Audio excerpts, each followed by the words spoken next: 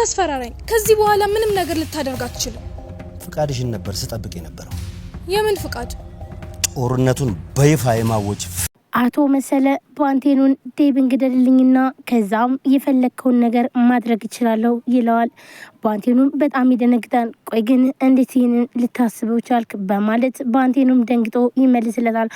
አዎ ይህን ነገር አድርገውና አንተ የፈለከውን ነገር አደርግላለሁ ብሎም ይጠይቀዋል። ባንቴኑም በድንጋጤ ጥሎት ይሄዳል። ዴብን እንዲገልለትና እንዲሁም ደግሞ ሉሊትን ለራሱ ለማድረግ የፈለገው አቶ መሰለ ለባንቴኑ ያቀረበለት ጥያቄ ቢያስደነግጠውም ግን ደግሞ ይህን ነገር በፍጹም አልቀበለውም ብሎም ጥሎት ይሄዳል። ሉሊትም አሁን ላይ ሮዛን እየተንከባከበችም ትገኛለች። ሮዛ እጇን በመሰበሯና እንዲሁም ጉዳት በመድረሱ ዴብም ከጎኗ ሆኖ ሲንከባከባትኝ እሷ ግን አውቃና እንዲሁም ምንም አይነት ጉዳት እንዳልደረሰባትኝ ታውቃለች። ነገር ግን አሁን ላይ በዚህ የተነሳ እሱ ዴብን ማሳመን አለብኝ በማለት አሁን ላይ ዴብ እሷ ስለተጎዳች እየተንከባከባትም ይገኛል። ባንቴኑን በፍጹም ይህን ነገር ማድረግ አልችልም ብሎ አቶ መሰለን ጥሎት ይሄዳል። አቶ መሰለም በጣም ይውልህ እኔ ምን እንደማደርግህ አታውቅም አይደለ? እኔ የሚልን ነገር መስማማት አለብህ ብሎም ይለዋል። ይህንን በፍጹም ማድረግ አልችልም፣ የፈለግከውን ነገር ማምጣት ትችላለህ ብሎትም ይሄዳል። ሉሊትን በእጅ አስገብቼ ይዤ የምሄደው ይህንን ሰው ስታስወግድልኝ ነው። ይኸው እኔ ወስጄው ነበረ፣ ነገር ግን ደግሞ አምልጦ መጥተዋል። እናም ስለዚህ ዴብ ሞት ነው የሚገባው እንጂ ማስጠንቀቂያም ሰጥቼዋለሁ፣ ግን ደግሞ ከስህተቱ በፍጹም ሊማር አልቻለም። እናም ይህን ሰው ግደለው ነበር ያለው።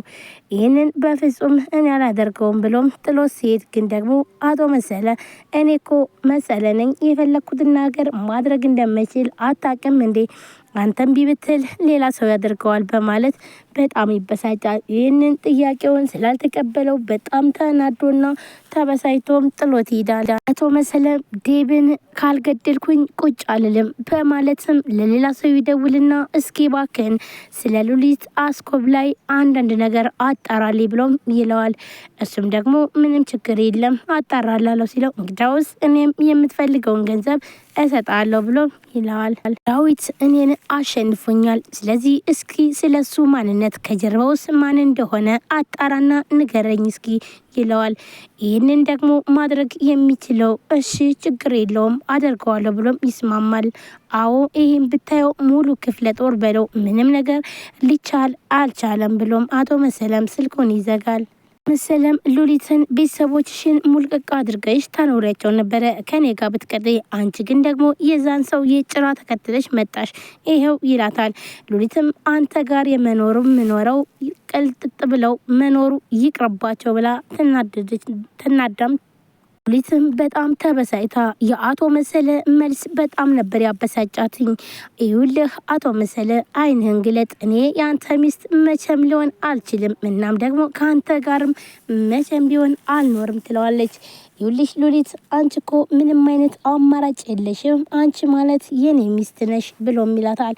ሉሊትም በፍጹም እኔ ያንተ ሊሆን አልችልም፣ አንተ እኮ ትልቅ ሰው ነህ፣ እኔ በፍጹም አዎ አንቺ ባቴም ግን ደግሞ ቤተሰቦች መርቀው ሰጥተውኛል፣ ስለዚህ ግዴታሽ ነው ለቤተሰቦች ስትይና እንዲሁም ደግሞ የቤተሰቦችሽን እዳ ለመክፈል ስትይ ግዴታ እኔም ማግባት አለብሽ ብሎ አቶ መሰለም ይላታል። ሉሊትም በጣም ትበሳጫለች። ቆይ ግን ይህን ያክል ለምንድን ነው እንደዚህ የምታደርገው?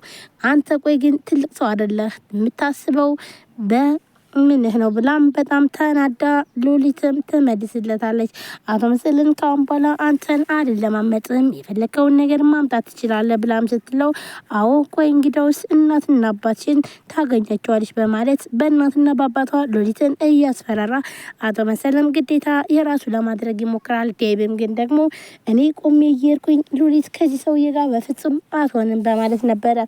እናም ዴብ እምቢ ስላለውና እንዲሁም ደግሞ ስላሸነፈው አቶ መሰለም ግዴታ ባንቴኑን መግባባት ነበረበትና እንዲሁም ባንቴኑን ለምን በጨዋ መልኩ አናወራምና እኔ እናንተ የሆነ አንድ ስራ አንሰራም ይለዋል።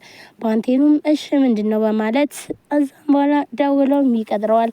ከተገናኙም በኋላ ግን ደግሞ ዴብን ግደልልኝ ብሎ ነበረ በሜሴጅ ላከለት።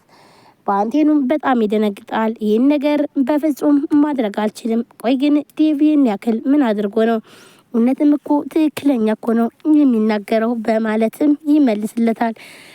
አቶ መሰለም ይኸውልህ በሱ የተነሳ ነው እኔ አቶ መሰለን እንደዚህ የሚያደርገኝና እንዲሁም ደግሞ የሚያንገራግረኝ ሰው የለም። አሁን ግን እሱ ደፍሮኛል። ስለዚህ ዴብን ዋጋውን መስጠት አለብኝ። ከዚህ በፊት አስጠንቅቄው ነበር፣ እረፍም ብዬው ነበረ። እንዲሁም ደግሞ የኔ ሰዎች እስከሚወስዱ ድረስ ደርሶ ነበር። ነገር ግን በፍጹም ሊሰማኝ አልቻለም በማለት በጣም ተናዶም ይመልስለታል። አቶ መሰለ አሁን ላይ የሚያነደውና የሚያበሳጨው ሉሊትን በእጁ አድርጎ ይዞ መሄድ ስላልቻለ ነበረ። ሉሊትም ግን ደግሞ በፍጹም ይህን ነገር አልሄድም ብላም እምቢ ብላለች። በተለይ ዳዊት ስኔ ቆሜ እያለውኝ ሉሊትን ከበፊቱ ነበረ ልረዳት ያሰብኩትኝ። እኔ እሷን አላቃትም ነበር፣ ግን ደግሞ ነገሩ ሁሉ ሳየው ግን ሉሊትን መርዳት እንዳለብኝም አሰብኩት። እናም መጥቼ ሉሊትን አስጠፋዋትኝ። አዎ ግን ደግሞ ይህን ያደረኩትኝ ሉሊት መማር አለባት፣ እንዲሁም ለአንተ በፍጹም ልትገባ አችልም ብሎ ለአቶ መለሰ መልስ ይመልስለታል። ዳዊትን ያበሳጨውም ነበረ። እናም አሁን ላይ ደግሞ ዳዊት ከጀርባው ምንድነው ያለው ብሎም አቶ መሰለ እያጠናና እንዲሁም ደግሞ ዳዊትን ለማስገደልም አስቧል። ሰላም ሰላም፣ ጤና ይስጥልን ውድና የተከበራችሁ የቻናሌ ቤተሰቦች እንዴት ናችሁ? ለዚህ ቻናል አዲስ የሆናችሁ ሰብስክራይብ፣ ላይክ፣ ሼር በማድረግ ቤተሰቡን ቤተሰብ የሆናችሁም ከልብ ነው ማመሰግነው። ውድ ቤተሰቦች እንግዲህ ዛሬም በአዲስ ቪዲዮ መጥቻለሁ። ትንሿ ሙሽራ ቀጣይ ክፍል ይዤላችሁ መጥቻለሁ።